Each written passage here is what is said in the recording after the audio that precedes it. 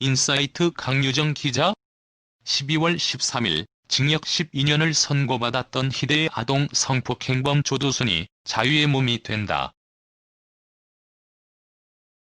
출소를 단 25일 앞둔 시점, 국민들의 우려는 더욱 커지고 있다. 이런 가운데 그가 수감 생활 중 범행을 부인해왔으며 보복이 두려워 운동으로 몸을 단련하고 있었다는 증언이 나왔다.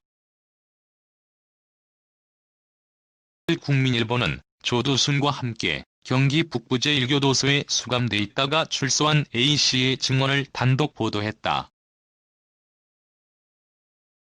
A씨는 국민일보에 조두순이 출소 후 누군가 자신에게 보복할까봐 상당히 두려워했으며 하루 1000개씩 팔굽혀펴기를 하며 이를 대비해왔다라고 밝혔다. 조두순은 평소 함께 지내는 동료 재소자들에게 자신의 범행을 부인해왔다. 방에 수용돼 있었기 때문에 하루에 딱 1시간 운동할 때만 재소자 4에서 5명과 함께 있었다. A씨는 조두순에게 범행을 반성하냐 물었는데 조두순은 술에 취해 기억이 나지 않고 그런 행위를 한 적이 없다라고 답했다고 한다. 조두순은 당시 출소 후 계획에 대해서 부인과 함께 집 근처 산에서 커피 장사를 하려고 한다라고 말하기도 했다고. 특히 그는 1시간에 팔굽혀펴기를 1000개씩 하는 등 운동에 열중했다. 세트에 33개를 했는데 A씨에 따르면 조두순은 하루에 35세트를 하기도 했다. A씨는 동료들이 왜 그렇게 운동을 열심히 하느냐고 물으니 조두순이 출소 후 보복이나 테러를 당할까봐 걱정된다. 몸은 내가 지켜야 한다라는 취지로 이야기했다고 전했다. 또한 조두순은 출소한 후 자신에 대한 부정적인 이야기가 이어질 경우 부인이 자신을 떠날 수도 있다며 걱정해왔으며 이런 복잡한 심경을 여러 차례 교도관들에게 토로해온 것으로 전해졌다.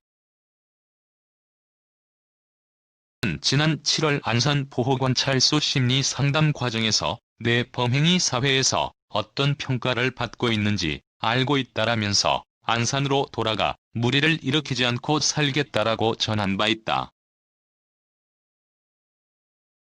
추가로 진행된 상담에서도 범행을 반성한다는 취지의 말을 하기도 했다.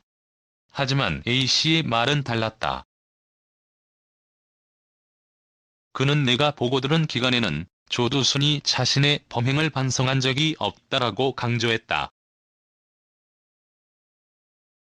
이 말에 따르면 오히려 함께 교도소에 수감돼 있던 오원춘이 매일 자신의 독방에서 피해자를 위해 108배를 하는 등 반성하는 태도를 보였다고 한다. 이에 대해 경북 북부 제1교도소 관계자는 국민일보의 재소자의 개인적인 수용 생활에 관해서는 확인이 어렵다라고 말했다. 조두순의 범행 피해자 가족들은 조두순의 출소 소식에 이를 피해 안산을 떠나기로 했다.